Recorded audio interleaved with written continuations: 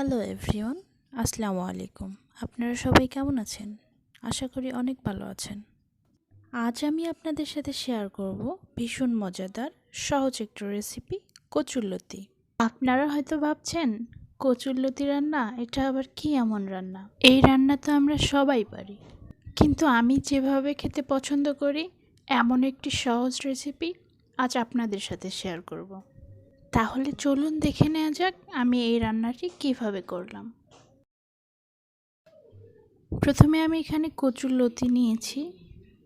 এখন এগুলোকে আমি খোসা ছাড়িয়ে নিব। খোসা ছাড়িয়ে ভালো করে ছিলে নিব। এই লতিগুলোর গায়ে পাতলা আবরণ থাকে।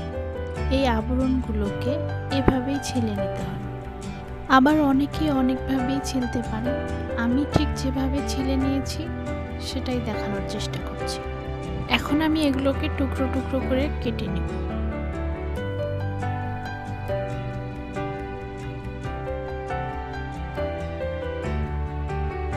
আসলে এই লতিগুলো ছিলতে অনেক সময় লাগে। অবশেষে আমার লতিগুলো ছেলা শেষ হয়ে গেছে। আমি এখন এই লতিগুলোকে ভালোভাবে ধুয়ে পরিষ্কার করে নেব।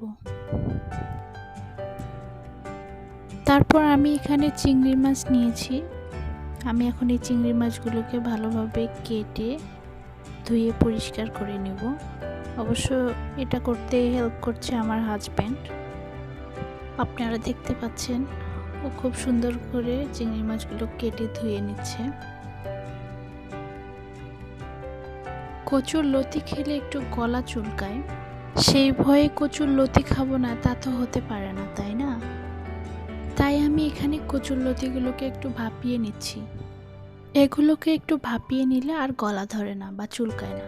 এখন আমি এই কচুরলতি রান্না করতে কি কি মশলা লাগছে সেগুলো দেখিয়ে দিচ্ছি। প্রথমে আমি নিয়েছি রসুন বাটা 2 টেবিল চামচের মতো, আদা বাটা নিয়েছি 1 টেবিল চামচের মতো, স্বাদ মতো লবণ, এখানে নিয়েছি পেঁয়াজ, হলুদ গুঁড়া এবং নিয়েছি কাঁচা মরিচ আমি পেস্ট করে নিয়েছি এবং নিয়েছি জিরা গুঁড়া। এখন আমি চলে আসলাম মূল রান্নায়। প্রথমে আমি একটি কড়াই বসিয়েছি। কড়াইতে আমি পরিমাণ মতো তেল দিয়ে নিলাম। তেলটা একটু গরম করে নিয়ে আমি এখানে দিয়ে দিলাম পেঁয়াজ কুচি। আমি মাঝারি সাইজের একটা পেঁয়াজ নিয়েছি। আমি এই পেঁয়াজ একটু নেড়ে চেড়ে বাদামি হওয়া পর্যন্ত অপেক্ষা করব। তারপর আমি দিয়ে দিব রসুন বাটা। আমি রসুন বাটাটা দিয়ে দিচ্ছি। পেঁয়াজ আমার অলরেডি বাদামি হয়ে গেছে। আমি রসুন বাটাটা দিয়ে একটু নেড়ে চেড়ে নিব। তারপর আমি এখানে দিয়ে দিচ্ছি 1 টেবিল চামচের মতো আদা বাটা। তারপর আমি দিয়ে দিচ্ছি 2 টেবিল চামচের মতো কাঁচামরিচ বাটা।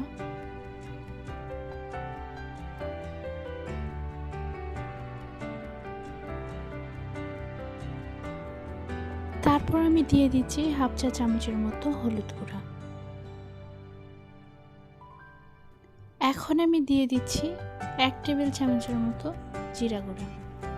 তারপর দিয়ে দিব স্বাদ মতো লবণ। এখন আমি কিছুক্ষণ মশলাগুলো কষিয়ে নিব। তো মশলাগুলো যাতে পুড়ে না যায় সেজন্য আমি সামান্য পরিমাণ পানি অ্যাড করলাম।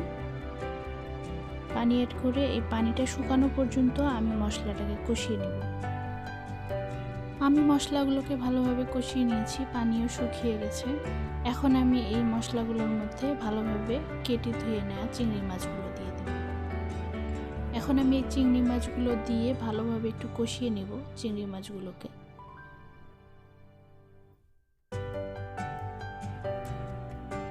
চিংড়ি মাছগুলো কষাতে কষাতে যখন লাল হয়ে যাবে তখন বুঝবো যে আমার চিংড়ি মাছ কষানো হয়ে গেছে। আমার চিংড়ি মাছগুলো অলরেডি লাল হয়ে গেছে। এই পর্যায়ে আমি কিছু আলু অ্যাড করব। আমি কচুরলতির সাথে একটু আলু দিয়ে কচুরলতি খেতে ভালোবাসি। তো একটা আলু আমি কুচি করে কেটে নিয়েছি। এই পর্যায়ে আমি আলুগুলো দিয়ে দিলাম। আলুগুলো কিছুক্ষণ কষিয়ে নেব। আলুগুলো 2-3 মিনিটের মতো কষিয়ে আমি এখন দিয়ে দিব ভাপিয়ে রাখা কচুরলতি। তো কচুরলতি যেহেতু আমি আগে থেকে ভাপিয়ে রেখেছিলাম, সো এগুলো অনেকটাই সিদ্ধ হয়ে গিয়েছে। তাই এগুলো আমি আর বেশি নাড়াচাড়া করব না, হালকা নাড়াচাড়া করব, জাস্ট মশলাগুলো একটু মিশিয়ে নিব। মশলাগুলো মিশিয়ে সামান্য পানি দিয়ে ঢেকে দেব। তারপর যখন দেখব পানিগুলো শুকিয়ে তেল উপরে উঠে এসেছে, তখন বুঝবো যে আমার রান্না শেষ। এখন আমি দেখতে আসলাম আমার তরকারির কী অবস্থা।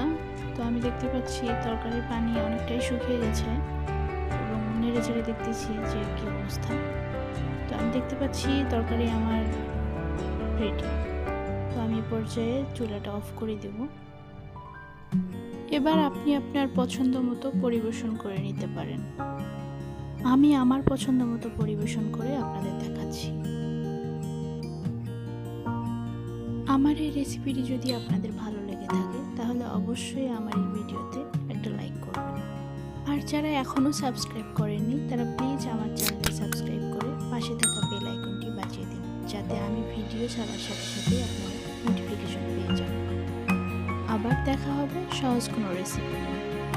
ততক্ষণ পর্যন্ত সবাই ভালো থাকবেন।